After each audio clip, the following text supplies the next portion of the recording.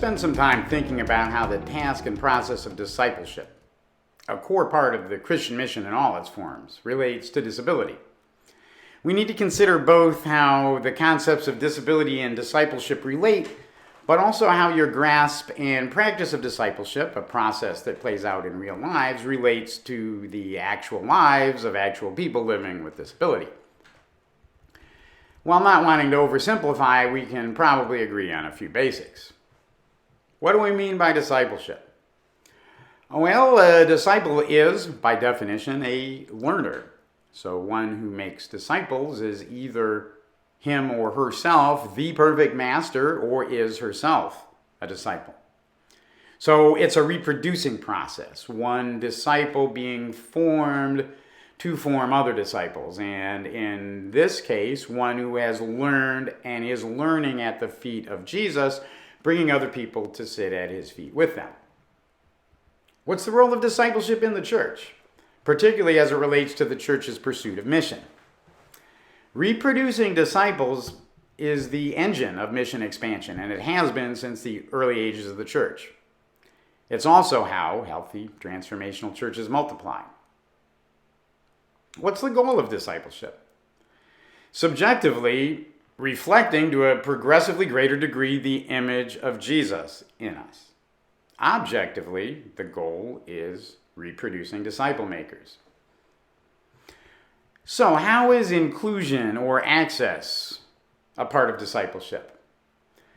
Well, working backward from my conviction that discipleship builds and defines the church, I believe we can reverse engineer the kind of welcome, inclusive community of the gospel that we know is the desired outcome for the church to discern what's significant in the discipleship process. Now, Paul in 1 Corinthians 12 tells us that the members of the body that seem to be weaker and less honorable are, in fact, indispensable to the body.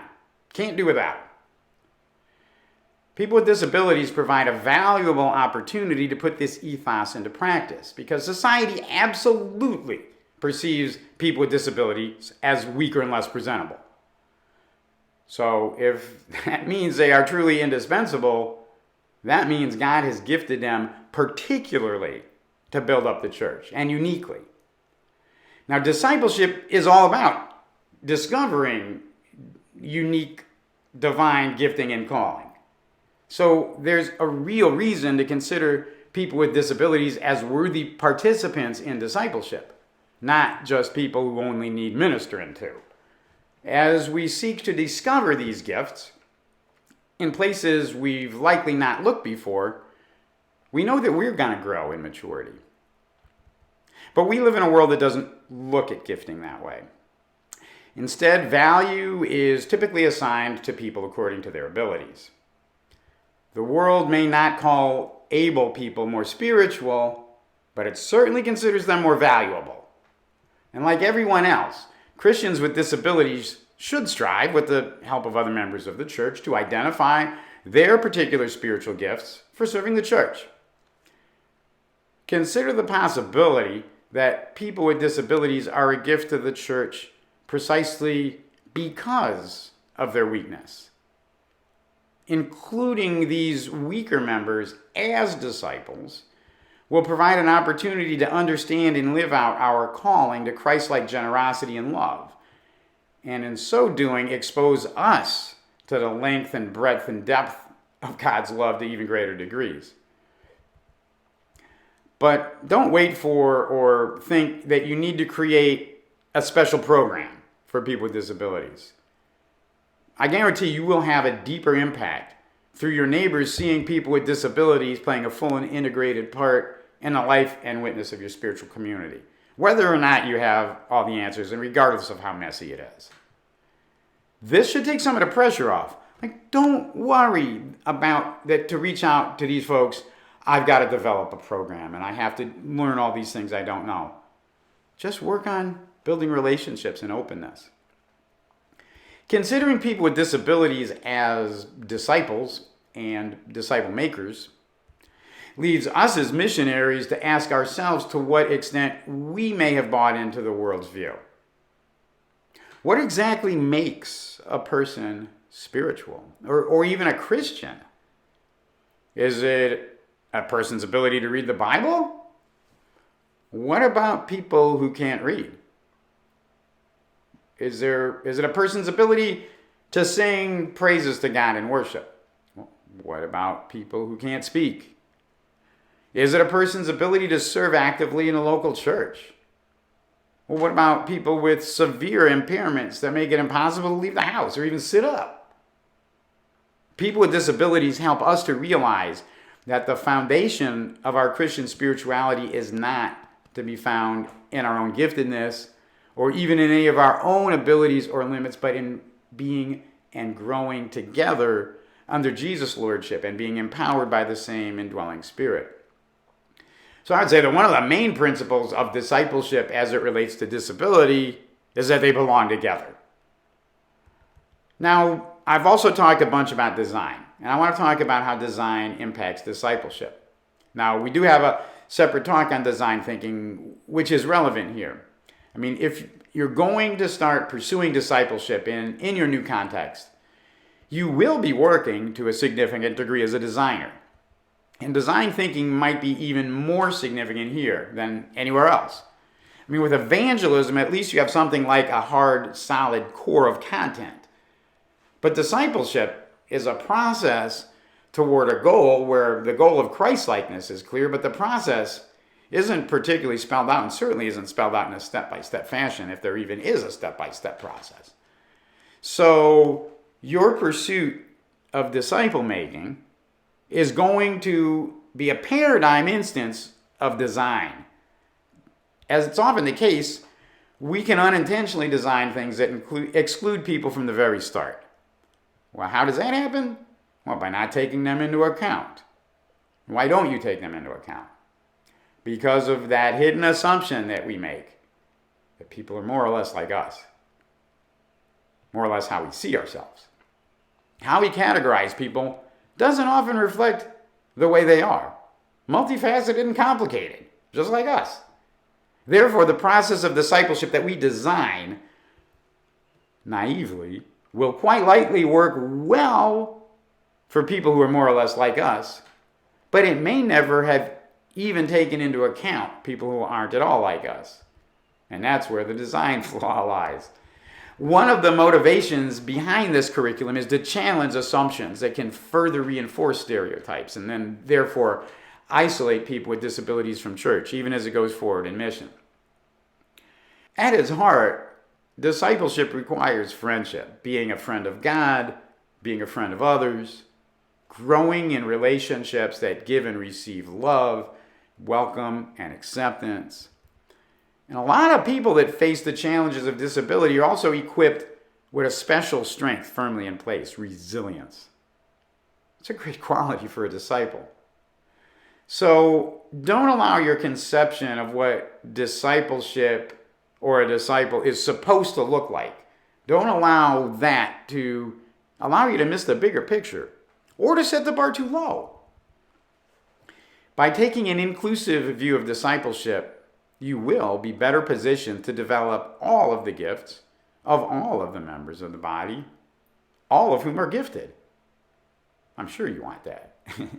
Also, since a disciple maker is himself a learner, and I can vouch for this personally, reading the scriptures with and interpreting them together through, yes, even the lens of even the non-normal body of disabled persons will be an incredibly revelatory experience for you. Taking account of people with disabilities as you pursue discipleship will expand the horizon of your outreach. It will foster a more faithful witness, and it will further your own grasp of the gospel. And in a nutshell, pursuing disciple making in a way that will be accessible to people with disabilities will make you better at making disciples. Period. The less you are limited by starting out majoring on discipling people like you, the more impact you're going to have in your new culture. But don't stop at inclusion. See people with disabilities as friends, as colleagues, even as mentors or fellow missionaries. I've seen examples in many places that disability inclusive missionary teams will make a broader and deeper impact than those composed of the best and brightest that are simply going to be perceived, whether you like it or not, as advantaged workers from the West. If you're a missionary, I'll tell you another thing you're going to run into. You're going to get asked about short-term teams. So I'm going to put my plug in now. Be thinking of accessible mission, even if this is the only thing that you do. When you get that request about can we send a short-term team to your city, raise the question at least of can you get a person with a disability on that team? What a great mobilization opportunity that would be. Now, in the practical section coming up, we're going to address some specific skills and knowledge involved in, say, discipling a person with an intellectual disability. But for right now, I want to address the question, and the pointedness with which it's usually asked is it possible to disciple a person with an intellectual disability? I mean, I wondered that. I thought about that a lot, and I'm sure a lot of people do. Is it even possible? Well, I'm pretty sure that the power behind that question, the oomph behind it, comes from our awareness that we're dealing with a profound deficit.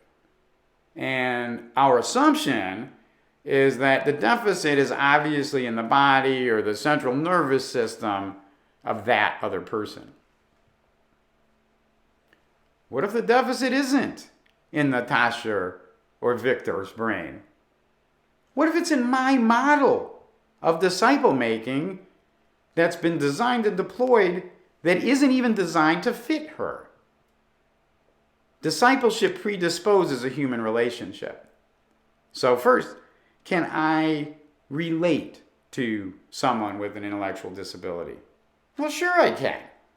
But I can't even begin to unless and until I begin to speak the language, which might not even be verbal language, but it means to be able to enter into the life experience of another and interact in the power of the Spirit. If you begin to do that, you'll be able to see what it might look like. People with intellectual disabilities are not flatliners. Regardless of how expressive they may be, they are capable of deep joy, of sorrow, of anger. Emotions are an integral part of the human experience as well. Now, consider that our preferred discipleship approaches may not only need intellectual adjustments, but maybe emotional ones too.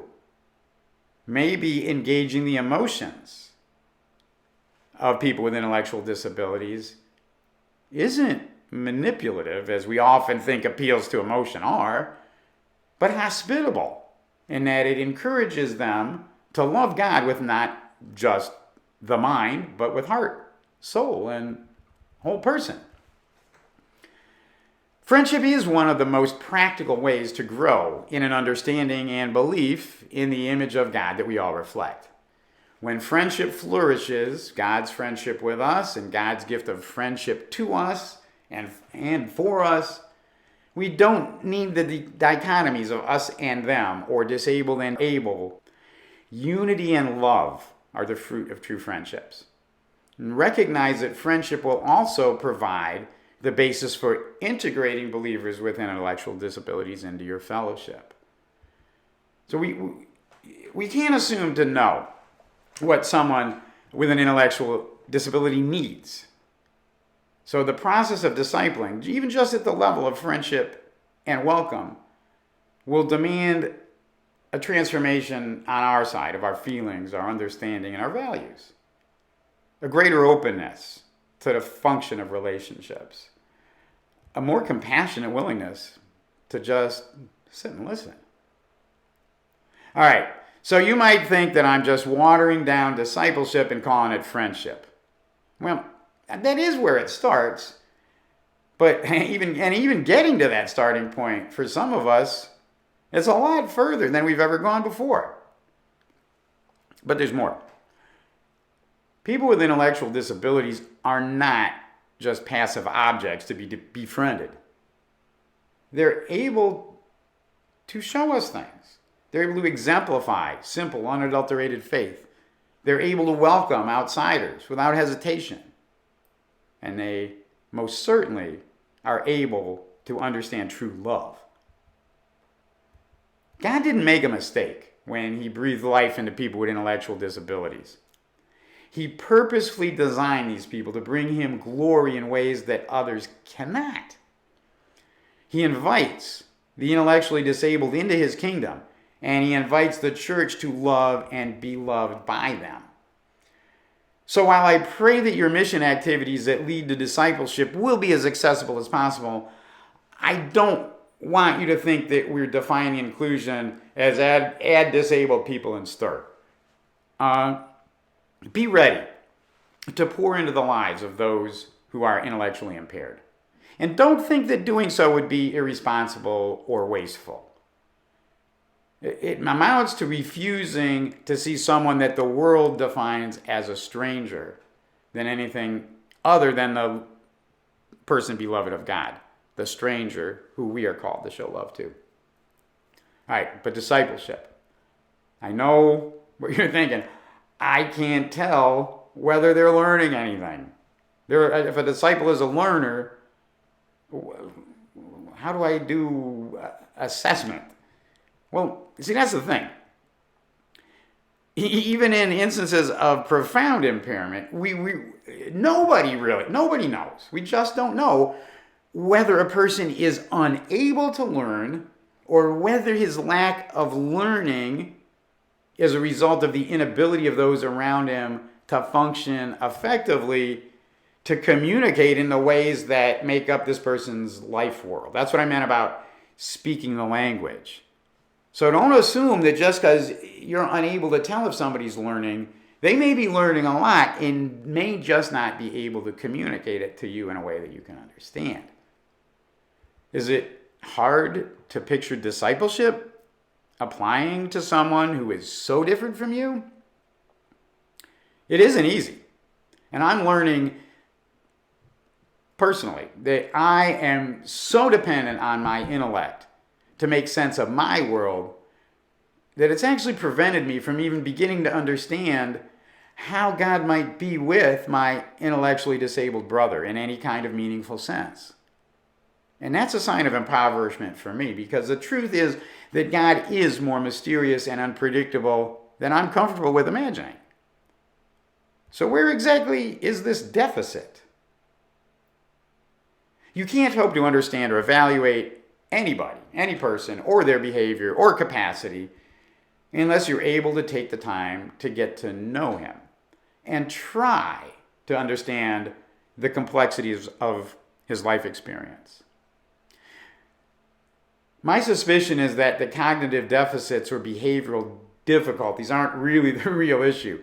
I think maybe it's our inability to understand the life experiences of someone very different from us.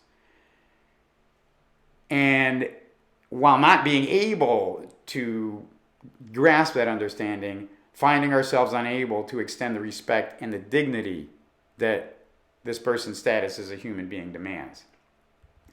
The way we've learned and practiced discipleship so far is not designed for this. It just isn't. So, of course, we have to approach people with disabilities as individuals and see what each individual offers to the body. Like any other collection of people, some people with disabilities are good at some things and others are good at other things. I'm currently studying the biblical prophets. They were anointed. Burdened was actually the word they used to speak specifically into the lives of others, particularly those claiming to follow the way of God. The prophetic call or role doesn't appear to have had any prerequisites of intellectual ability or verbal facility. The prophet speaks, oftentimes doesn't speak, enacts the previously revealed truth of God in a particular situation. So, I honestly wonder whether God doesn't want to teach us more about what he's already revealed to us about weakness, vulnerability, interdependence. I wonder whether he doesn't continue to choose the foolish, the weak, the despised, and the things that are not, as Paul refers to in 1 Corinthians 1. People with intellectual disabilities are often despised, lowly, considered foolish, even deemed not to be, as they've been hidden away from society and made invisible. They don't carry credentials, but they carry something more important, even vital, that they can say to an individual believer and to the church as a whole about what it means to live an authentically Christian life in an increasingly unsettled world.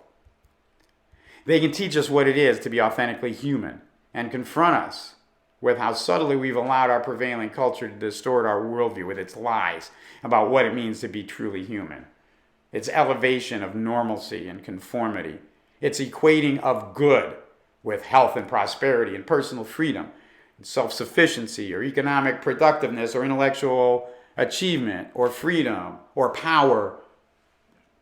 The world may have little place for their testimony. But consider that mission is not a voyage of conquest as much as of discovery. In their intellectual disability, some may be poised to serve as prophets, revealing things of value that we're liable to miss if we rely on our rational minds only to tell us what's true.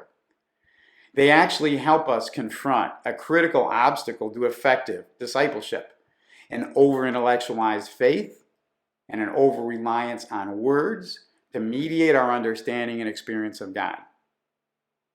It's worth considering. As you go, make disciples among all people, baptizing them in the name of the Father and the Son